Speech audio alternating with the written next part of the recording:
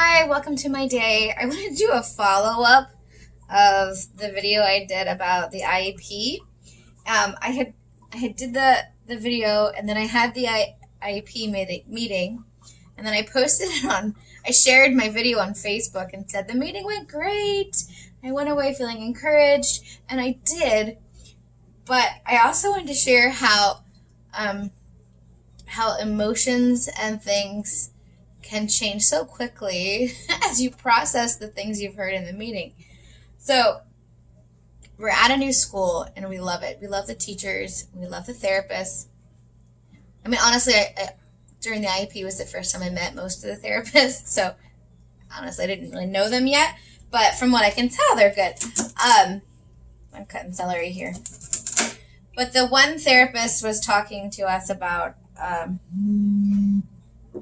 Miles's and how he eats and chews and swallows, and apparently he doesn't do it in a great way, and it's a risk to him choking or what they call aspirating when you get food in your breathing tubes and whatnot. So anyways, and that was news to me. Like, I know he doesn't always chew well enough, and he will often turn his head when after he takes a bite to chew and swallow. And I think that's just the way, I don't know, I don't completely understand it, just the way he processes things. He has to do it a certain way or take away certain distractions to focus on the task he's doing.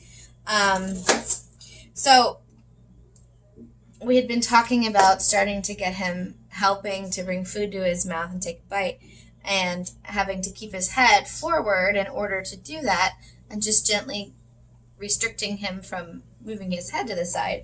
But I misunderstood her, and she asked if he had ever had a swallow study done where they give him a snack that has, like, I forget what it's called, if it's barium or some sort of dye in it that they can see as you swallow it through an x-ray or something like that. I don't know. I forget all the terms. We haven't done it yet. So he had it done when he was a newborn. He had to pass that swallow study with a formula, some sort of formula, before he was allowed to drink a bottle or nurse by mouth. So I remember that, but since then he hasn't. So she was just saying that what I heard was the way he chews and swallows, he could aspirate and get food in there, and if he doesn't chew right, it can get stored in pockets and this and that, and can cause sinus issues and illnesses and all these things. And I was like, oh my God. So I was like, okay, yeah, we'll do a swallow study. So I set it all up. I emailed his doctor, and we're going to have one done. But as the night went on, about 2 or 3 hours later, I started to process this and started to freak out. I don't struggle with fear a whole lot. God really has, given me peace. And, I'm not too hard on myself for the most part, because I'm doing what I can, and I'm kind of practical in the fact that I think, like, hey, if I'm doing what I can, why be hard on myself? Like, sometimes I have mom guilt, sure. If I make a mistake and, he can't tell me and I didn't check him thoroughly enough in his diaper or something like that, and he sat in it for, anything, you could have mom guilt for anything. But typically, if it's something that is out of my hands, there's nothing I can do, I'm not going to stress too much about it. I'm just going to try to plan and do better. Because me stressing is not going to help anyone in my family, and it's not going to make the situation any better. It's going to make it worse. So anyways, I started to think, like, oh, all this time he's been at risk for choking and aspirating and then getting an infection and pneumonia, and he's going to die. Like, it's this time bomb. And I was like, oh my gosh. So for a couple hours, I was like, I took the kids to the library, and like the whole way there I was fighting back tears. I don't think any of them realized that I was doing it.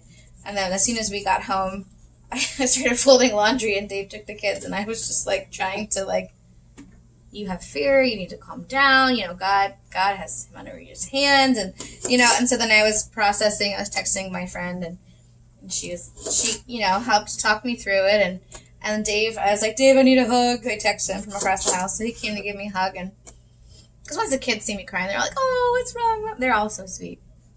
But I didn't want everyone to worry about me. I didn't want them to think it was their fault or anything. So Dave reminded me, like, hey, even if Miles is doing it wrong, he has been doing it wrong well for 10 years. So he's not at risk of just like dying all of a sudden. And